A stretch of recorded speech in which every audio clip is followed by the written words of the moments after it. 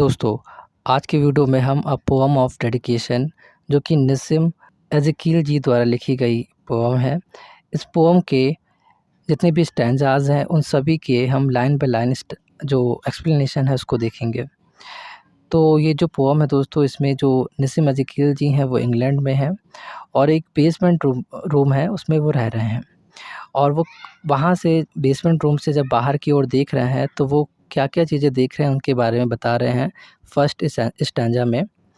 इसमें लिखा है कि the view from basement room is rather small, a patch or two of green, a bit of sky, children heard but never seen, an old wall, two trees, a washing line between windows with high curtains to block the outward eyes. It seems that nothing changes, nothing grows. यहाँ पर दोस्तों जो view है, view का मतलब होता है दृश्य। यहाँ पर कुछ वर्ड मीनिंग पहले मैं बता दूँ इस स्टैंजा में। जैसे कि बेसमेंट का जो मीनिंग है यहाँ पर आप लोग जानते हैं, बेसमेंट दोस्तों एक अंडरग्राउंड अपार्टमेंट होता है, एक चैम्बर होता है, उसे बोलते हैं। यानी जो ज़मीन के अंदर एक रूम बना होता है उसे बोलते हैं, तहखाना जिसे हम बोलते हैं। और पैच का मतलब है स्मॉल पीस, यानी एक छोटा-सा टुकड़ा। और वॉशिंग लाइन का मतलब है washed clothes hanging to get dried, यानी सूखने के लिए लटके हुए धुले कपड़े। और यहाँ पर जो ब्लॉक एक वर्ड यूज़ हुआ है, इसका मतलब है रोकने। और तो इस तरीके से जो हमारे जो पोएट हैं वो एक बेसमेंट रूम में हैं और वहाँ से बाहर की ओर देख रहे हैं और कह रहे हैं कि जो व्यू है बेसमेंट रूम से बाहर का, वो उन्हें जब देख रहे हैं तो देख रहे हैं कि एक उन्हें मैदान दिखाई दे रहा है जिसमें घासें निकली हुई हैं थोड़ी बहुत, और अ बिट ऑफ स्काई, थोड़ा आसमान दिखाई दे रहा है उन्हें। और चिल्ड्रन हर्ड मतलब बच्चों की आवाज़ें हैं जो उन्हें सुनाई दे रही हैं लेकिन दिखाई नहीं दे रहे हैं बच्चे। एन ओल्ड वॉल, एक बहुत ही पुरानी दीवार दिखाई दे रही है। साथ में two trees, washing line between, यानी 2 पेड़ हैं जिनके बीच में एक रस्सी बंधी हुई है जिसमें क्या है कि मतलब कपड़े फैलाए गए हैं सूखने के लिए। और उन्हें विंडोज़ दिखाई दे रही हैं, खिड़कियाँ दिखाई दे रही हैं विद हाई कर्टेन्स, यानी बहुत ही हाई मतलब बहुत ही लंबे कर्टन उसमें लगे हुए हैं। कर्टन मतलब पर्दे लगे हुए हैं। To block the outward eyes, मतलब कि जो ब्लॉक मतलब होता है रोकने के लिए, तो जो बाहर की लोग हैं अंदर की ओर ना देख सके या अंदर के लोग बाहर ना देख सके, इसके लिए क्या लगाया गया है वहाँ पर, जो विंडोज़ हैं उसमें बहुत लंबे पर्दे लगाए गए हैं। इट सीन्स, ऐसा दिखने में प्रतीत होता है कि दैट कि नथिंग चेंजेस, यानी कुछ भी चेंज नहीं हुआ है अभी तक, और नथिंग ग्रोज़, और कुछ भी ग्रो नहीं हुआ है। तो दोस्तों इस लाइन्स में जो निस्सिम एज़ेकिएल जी हैं वो एक बेसमेंट चैम्बर में बैठे हुए हैं और वहाँ से बाहर जो भी चीज़ें देख रहे हैं उसके बारे में वो बता रहे हैं। और बताते हुए वो कह रहे हैं कि अ, उन्हें मतलब बाहर की जो भी चीज़ें हैं वो क्या-क्या देख पा रहे हैं, वो चीज़ उनके बारे में बताते हुए कह रहे हैं कि वो एक छोटे-छोटे घास का मैदान देख पा रहे हैं और थोड़ा-सा आकाश उन्हें दिखाई दे रहा है। साथ में बच्चों के शोर करने की जो आवाज़ें हैं उन्हें सुनाई दे रही हैं, लेकिन बच्चे उन्हें नहीं दिखाई दे रहे हैं। साथ में 2 पेड़ हैं जिनके बीच में रस्सी बंधी हुई है और उसमें जो कपड़े हैं सूखने के लिए डाल दिए गए हैं। और खिड़कियाँ हैं, खिड़कियों में पर्दे पड़े हुए हैं जिससे बाहर के लोग अंदर ना देख सकें, और जो अंदर के लोग हैं बाहर ना देख सकें, जिसके लिए पर्दे लगे हुए हैं उस खिड़कियों पर। और उन्हें ऐसा प्रतीत होता है, ऐसा लग रहा है कि कुछ भी बाहर अभी तक मतलब चेंज नहीं हुआ है और ना ही कुछ डेवलप हुआ है। और आगे निस्सिम एज़ेकिएल जी इसी स्टैंजा में बोल रहे हैं कि but suddenly the mind is loosed of change, यानी अचानक से जो माइंड है वो क्या हो गया, लूज़्ड हो गया, यानी आज़ाद हो गया, खुल गया है, किससे, चेन से। And purifies itself before the warm Mediterranean, यानी प्यूरिफाइज़ हो गया है, यानी बिल्कुल शुद्ध हो गया है बिफोर द वार्म, वार्म मतलब गर्म, और बिफोर मतलब सामने, और मेडिटेरेनियन का मतलब होता है दोस्तों भूमध्य सागर। Which fills the veins, veins मतलब होता है दोस्तों नसें, to make the body beautiful and light, यानी जो बॉडी है उसको बहुत ही सुंदर और लाइट यानी हल्का बनाने के लिए। हैवीनेस ऑफ लिम्स, हैवीनेस यानी भारीपन, और लिम्स मतलब होता है दोस्तों जो हमारे पार्ट ऑफ बॉडी है, यानी शरीर के जो अंग हैं जैसे कि हैंड्स एंड फीट। और सोल मतलब आत्मा। कैन मिमिक काम, मिमिक मतलब होता है दोस्तों नकल करना। काम मतलब शांति। And I close the eyes मतलब मैं अपनी आंखों को बंद करता हूँ, टू सी यानी देखने के लिए, विद बेटर साइट यानी एक बेटर साइट को, एक अच्छे दृश्य को। तो दोस्तों इस लाइंस में आगे जो हमारे कवि हैं निसिम एज़ेकिएल जी, वो कह रहे हैं कि अचानक से क्या होता है कि जो कवि हैं उनका जो माइंड है, जो भी पहले माइंड था, जो भी चीज़ें वो सोच रहे थे, देख रहे थे, और इंग्लैंड की जो ठंडी जलवायु से जो भी चीज़ें संबंधित थी, वो सारी चीज़ें से क्या होता है वो फ्री हो जाते हैं। मतलब जो भी सीमाएँ थी, जो भी लिमिटेशन थी, जो भी धारणाएँ उनको उन्होंने बना रखी थी, उनसे वो मुक्त हो जाते हैं। और कहते हैं कि भूमध्य सागर के आस-पास के जो भी देश हैं, वहाँ पर क्या है कि वहाँ की जो जलवायु है वो बहुत ही ज़्यादा गर्म है, और वो उनकी जो नसें हैं उसमें एक नए जो ब्लड है, एक नया जो रक्त है उसको उसका प्रवाह कर रही है, और उनका जो शरीर है बहुत ही सुंदर हो गया है, और बहुत ही हल्का वो फ़ील कर रहे हैं, बहुत ही हल्का शरीर उनका हो गया है। साथ में वो बहुत ही अच्छा अनुभव कर रहे हैं, और वो अपनी आँखों को दोस्तों बंद कर लेते हैं, और अंदर से अपने इनसाइड से सारी चीज़ों को देखने के लिए कोशिश करते हैं, और वो सारी चीज़ें इमेजिन करते हैं। और आगे वो आपको जो सेकंड स्टैंजा है, आइए उसमें क्या कह रहे हैं वो देखते हैं। वो कह रहे हैं कि there is a landscape certainly the sea among its broad realities. Landscape का मतलब, लैंड का मतलब आपको पता है दोस्तों ज़मीन होती है, एंड स्केप का मतलब दृश्य। और यहाँ पर एक ब्रॉड है, ब्रॉड का मतलब होता है बड़ा। रियलिटीज़ मतलब रियल जो चीज़ें हो। अट्रैक्ट मतलब आकर्षित करना, because it is a symbol of the free demoniac life. Demoniac इसका मतलब होता है जैसे कि डेमन होता है, डेमन मतलब राक्षस। तो डिमोनिएक का मतलब है लाइक डेमन, मतलब राक्षस की तरह या असुरीय। Life within hardly suggested by the surface fact. और हार्डली मतलब बहुत ही कठिनाई से, और सरफेस का मतलब दोस्तों ऊपरी जो सतह होती है, बाहरी जो रूप होता है। तो इसमें जो ये आपके सेकंड स्टैंजा की लाइन्स है दोस्तों, देयर इज़ अ लैंडस्केप यहाँ से। तो दोस्तों इस लाइन्स में जो पोएट हैं वो ये कहना चाह रहे हैं कि वो यहाँ पर दोस्तों बता रहे हैं कि एक व्यू के बारे में बता रहे हैं जो कि सी का है, समुद्र का है, और वो बता रहे हैं कि ये बिल्कुल डिफरेंट है। ये डिफरेंट है जो बेसमेंट रूम्स से वो जो मतलब दृश्य देख रहे थे, उससे बिल्कुल डिफरेंट है।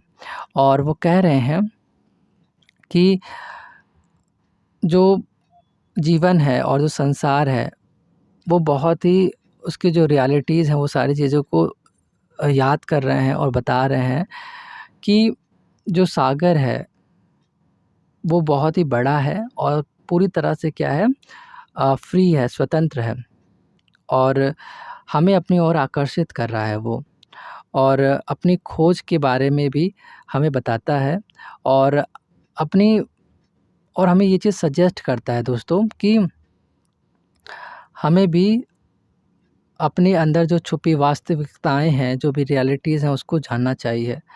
यानी हम क्या कर सकते हैं, हम लोग कभी सोचते ही नहीं हैं। और साथ में वो हमें ये बताना चाह रहा है कि जो ऊपरी चीज़ें हैं, जो यहाँ पे लिखा है कि hardly suggested by the surface fact, यानी जो ऊपरी सतह है, ऊपरी सतह से देखने में हमें कोई भी चीज़ जैसी दिखाई देती है हम लोग वैसे ही मान लेते हैं, लेकिन हम लोग कभी अंदर की चीज़ें के बारे में जानने की कोशिश नहीं करते। जैसे कि हम लोग किसी व्यक्ति को देखते हैं तो हम लोग उसको कैरेक्टर या उसको देख कर ही सब कुछ समझने की कोशिश करने लगते हैं कि वो व्यक्ति ऐसा होगा या ऐसा है। लेकिन अंदर कैसा वो व्यक्ति है, कभी हम लोग जानने की जल्दी कोशिश नहीं करते। जैसे कि समुद्र होता है, समुद्र के ऊपरी सतह पर हम लोग देखते हैं कि बिल्कुल मतलब ऊपरी सतह बिल्कुल मतलब हलचल नहीं है कोई, लेकिन अंदर वो कितनी क्या हलचलें हो रही हैं या क्या कितनी गहराई है उसकी, इसे जान पाना थोड़ा मुश्किल होता है। तो आगे देखिए दोस्तों, वो आगे इसी स्टैन्ज़ा में कह रहे हैं कि the rivers what a man can hope to win, यानी जो रिवर है, यानी जो नदियाँ हैं, और होप मतलब आशा, टू विन मतलब जीतने या प्राप्त करना, बाय सिंपल फ्लोइंग, फ्लोइंग मतलब होता है बहने से, बहना, लर्निंग हाउ टू फ्लो यानी कैसे बहा जाए, and tries sorry and trees employ an obvious need of root besides मतलब अलावा, दैट ऑल ऑर्गेनिक ग्रोथ यानी शारीरिक ग्रोथ जो है स्लो मतलब बहुत स्लो है, both poetry and living illustrate मतलब होता है उदाहरण देकर कोई भी चीज़ समझाना दोस्तों। And each season brings its own peculiar fruits. Peculiar मतलब होता है दोस्तों विशेष, यानी कि बहुत ही अनोखा, स्ट्रेंज, फ्रूट मतलब फल, अ टाइम टू एक्ट यानी टाइम मतलब समय, टू एक्ट मतलब काम करने का, अ टाइम टू कंटेम्पलेट मतलब होता है सोचने का या ध्यान लगाने का या विचार करने का। तो दोस्तों इस जो स्टैन्जा है, सेकंड स्टैन्जा, इसमें जो पोएट है हमारे वो ये कहना चाहते हैं कि जो नदियाँ हैं हमें वो बहुत कुछ सिखाती हैं, यानी हमें एक अच्छा पाठ सिखाती हैं। और वो कह रहे हैं कि जो नदियाँ हैं वो हमें बिल्कुल स्ट्रगल यानी जो भी लोग हैं, हम लोग हैं, उन हम लोगों को संघर्ष करने के माध्यम से हम क्या चीज़ प्राप्त कर सकते हैं और किस प्रकार हमें संघर्ष करना चाहिए, ये सारी चीज़ें वो हमें सिखाती हैं।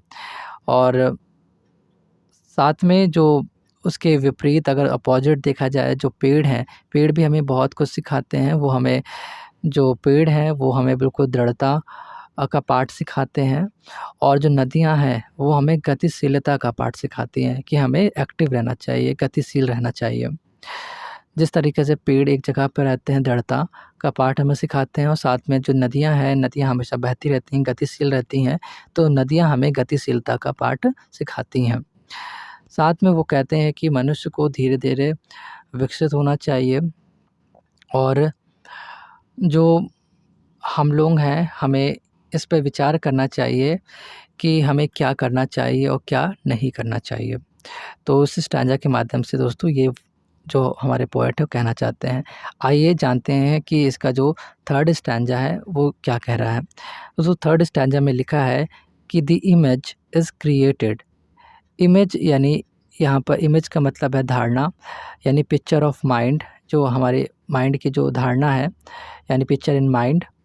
एंड क्रिएटेड मतलब होता है क्रिएट करना, एंड ट्राई टू चेंज यानी कोशिश करना चेंज करने की। नॉट टू सीक, सीक मतलब होता है तलाश करना, और रिलीज़ मतलब होता है रिलीज़ कर देना, एंड बट रिलीज़ मतलब बिल्कुल फ्री कर देना। एंड रेज़ोल्यूशन, रेज़ोल्यूशन का मतलब होता है दृढ़ संकल्प,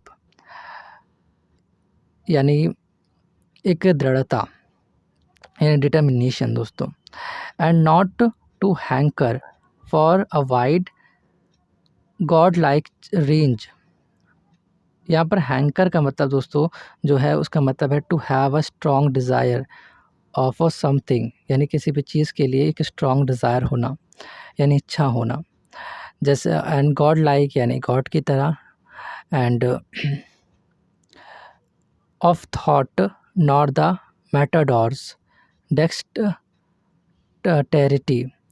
डेक्सटेरिटी यहाँ पर मैटाडोर जो है दोस्तों, इस यहाँ पर देखिए ऑफ थॉट मतलब विचार, एंड मैटाडोर का मतलब होता है मतलब एक ऐसे व्यक्ति जो साड़ होता है, बुल होता है, उसके साथ क्या करता है, फाइट करता है। Means a man who fights a bull, यानी जो साड़ से लड़ने वाला व्यक्ति होता है उसे हम मैटाडोर बोलते हैं। एंड डेक्सटेरिटी का मतलब होता है दोस्तों बिल्कुल स्किल, यानी बहुत ही फुर्ती, कुशलता। और I do not want the yogis concentration, यानी कि मैं योगी की तरह कंसंट्रेशन, यानी कि जो कंसंट्रेशन है, यानी क्लोज़ जो अटेंशन है, यानी जो एकाग्रता होती है, उसे नहीं चाहता हूँ। आई डू नॉट वांट, और मैं नहीं चाहता या नहीं माँगता हूँ द परफेक्ट चैरिटी, यानी कि मैं जो चैरिटी है वो बिल्कुल परफेक्ट नहीं चाहता हूँ। यानी मैं चैरिटी का मतलब यहाँ पे काइंडनेस से है, यानी दयालुता से है। और ऑफ सेंट्स, सेंट्स मतलब साधु। और not the tyrant, tyrants endless power, tyrants का मतलब होता है तानाशाह, यानी जो निरंकुश शासक होते हैं उनके लिए यूज़ किया गया है। एंड एंडलेस, एंडलेस मतलब कभी जिसका एंड ना हो, जो ख़त्म ना हो, यानी अनलिमिटेड। और पावर मतलब शक्ति। तो दोस्तों जो पोएट हैं हमारे, वो इस लाइन्स में ये कहना चाहते हैं कि हम लोग जो भी लोग हैं, मनुष्य जो है, अपने दिमाग में बहुत सारी मतलब चीज़ें, वस्तुओं के बारे में, अलग-अलग वस्तुओं के बारे में बहुत सारी धारणाएँ बना के रखते हैं। तो जो भी हमारी धारणाएँ हैं, हमें उसको चेंज करना चाहिए। जो पहली धारणाएँ, जो भी चीज़ें हमने सोच लिया किसी भी चीज़ के बारे में, तो उसी को चीज़ को हमें चेंज करते रहना चाहिए। और हमें अपनी समस्याएँ, जो भी प्रॉब्लम्स हैं, उससे हमें लड़ना चाहिए, जूझना चाहिए, और उस पर हमें जीत हासिल करनी चाहिए। यानी हमें उस पे जीत हासिल करने का पूरा प्रयास करना चाहिए। कभी हमें ये भी दोस्तों एडवाइस देते हैं कि हमें देवता की तरह जो भी पावर्स हैं वो मतलब प्राप्त करने के बारे में नहीं सोचना चाहिए, और ना ही साड़ से लड़ने वाली जो भी ताकत होती है, साड़ से लड़ने की, जो लड़ने वाला व्यक्ति होता है उसमें बहुत ताकत होती है, बहुत अच्छी स्किल होती है, तो वैसी स्किल भी नहीं चाहिए। और ना ही जो जो साधु संत हैं, जो योगी हैं, उनकी जैसी एकाग्रता नहीं चाहिए, और ना ही संतों की तरह जो भी चैरिटी होती है, यानी दयालुता जो है वो भी उन्हें नहीं चाहिए। और ना ही निरंकुश जो शासक है, जो तानाशाह है, वो भी तानाशाह के जो बहुत ही एंडलेस पावर्स होती हैं, जो अनलिमिटेड जो पावर्स हैं, वो भी वो नहीं चाहते हैं। तो आगे देखिए दोस्तों, इस स्टैंजा में वो कह रहे हैं कि I want a human balance humanly acquired, यानी वो क्या चाहते हैं कि एक ह्यूमन बैलेंस चाहते हैं, इंसानी बैलेंस, संतुलन चाहते हैं, जो कि ह्यूमनली एक्वायर्ड, जो कि ह्यूमनली यानी मानव जो लोग हैं उनके द्वारा एक्वायर्ड, यानी प्राप्त किया गया हो। फ्रूटफुल यानी जो फलदायी हो, in the common arts, and this Elizabeth is my creation, stated in the terms of poetry.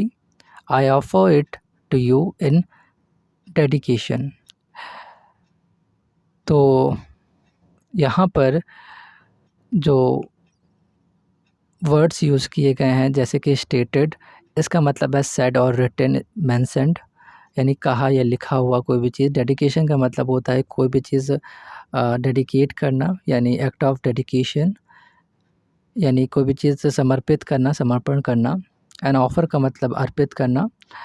तो दोस्तों इस स्टैंजा में जो हमारे पोएट हैं वो ये कहना चाहते हैं कि जो भी हमारी अवधारणाएँ बनी हुई हैं किसी भी चीज़ को लेकर, उसे हमें बदलना चाहिए। साथ में जो भी हमारी प्रॉब्लम्स हैं उसे हमें लड़ने की पूरी कोशिश करना चाहिए, उसमें विजय प्राप्त करने की पूरी कोशिश करनी चाहिए। और हमें ये सलाह भी देते हैं, बहुत सारी चीज़ें कह रहे हैं वो कि हमें मतलब वो कह रहे हैं कि मुझे जो भी डिवाइन पावर्स हैं, जो गॉड जैसी पावर्स हैं, वो मुझे नहीं चाहिए। और जो साड़ से लड़ने वाली जैसे कि जो ताकत होती है, पावर, वो भी नहीं चाहिए। और ना ही मुझे योगी जैसा कंसंट्रेशन चाहिए, साधु लोगों जैसा, योगियों जैसा जो भी एकाग्रता होती है वो नहीं चाहिए। और ना ही मुझे संतों की तरह दयालुता चाहिए, और ना ही जो टायरेंट की जो एंडलेस पावर्स होती है वो भी मुझे नहीं चाहिए। मुझे तो बस एक ह्यूमन बैलेंस चाहिए, एक इंसानी संतुलन चाहिए मुझे अपनी लाइफ में। और आगे वो दोस्तों कह रहे हैं कि अपनी लाइफ में एक संतुलन बनाकर रखना चाहते हैं अपने लाइफ को। एक लोगों के लिए जीना चाहते हैं और लोगों की हेल्प करना चाहते हैं और दूसरों के लिए सभी समय और सभी जो भी परिस्थितियां हैं उसमें उपयोगी होना चाहते हैं। तो वो दोस्तों ये कहना चाह रहे हैं इसके माध्यम से। और यहाँ पर देखिए कि एलिज़ाबेथ वर्ड यूज़ हुआ है। ये हमारी ये इंग्लैंड में है, तब ये लिख रहे हैं इस पोएम को दोस्तों। तो दोस्तों ये पोएम जो है वो एलिज़ाबेथ जो इंग्लैंड की रानी थी, उनको ये संबोधित करते हुए इस पोएम को वो समर्पित कर रहे हैं। तो यहाँ पर देखिए इस पोएम का नाम भी है a poem of dedication. A poem of dedication का मतलब है एक पोएम जो कि डेडिकेशन है, यानी किसी को समर्पण की गई है। तो वो समर्पित किसको की गई है? इंग्लैंड की रानी एलिज़ाबेथ को। तो दोस्तों ये इसका लाइन बाय लाइन एक्सप्लेनेशन था। आई होप मैं अच्छे से समझा पाया हूँ। तो दोस्तों मैं मिलता हूँ आपसे नेक्स्ट वीडियो में, तब तक के लिए आप लोग अपना ख्याल रखिएगा।